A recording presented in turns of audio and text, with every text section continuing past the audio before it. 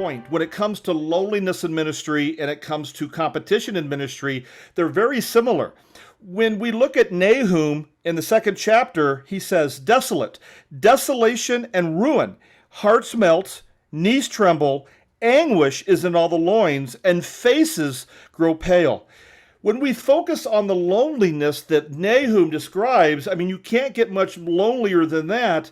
And then if we go to Mark chapter 9, verses 34, where the disciples, they say, but they kept silent, for on their way they had discussed with each other which one was the greatest. And there was probably some frustration and then some anger there because they kind of felt alone, and there was some loneliness. So when we talk about competition and we talk about loneliness in the ministry, it's really something that most people in ministry deal with, and it could really cause a lot of issues in their ministry. And like we were talking about earlier, I think there's no time in the church than March of 2020 going forward that feeling alone. Frankly, the flock was alone. The churches had to close down. They had to completely change the way anybody in the church was doing business.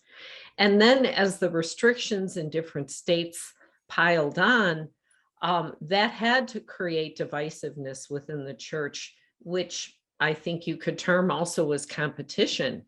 And I don't think churches have really recovered from this. And I wonder, in reality, if it's what amount of time it's actually going to take them to recover. What are your thoughts on that?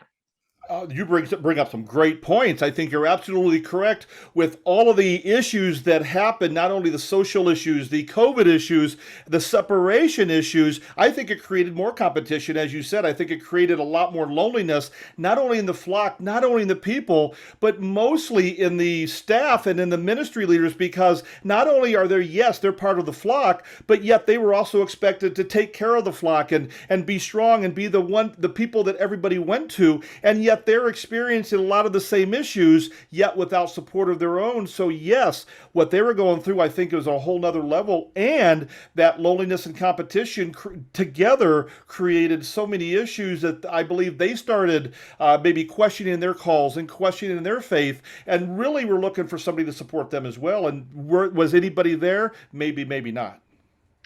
Well, and that's just within one church, Bob.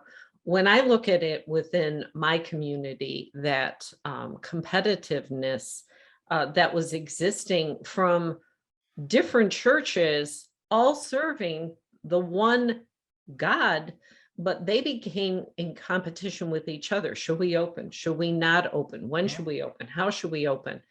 And there was a real sense where churches used to be a bit more unified.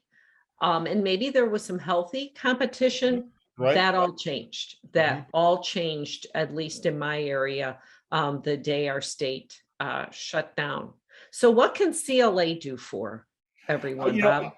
It's such a great program that's happened, these masterminds with CLA, Christian Leaders in Action. It really gives these leaders, ministry leaders, in no matter what area, a place to be supported, a place to be encouraged. And as we focus on some of the great things that we've talked about,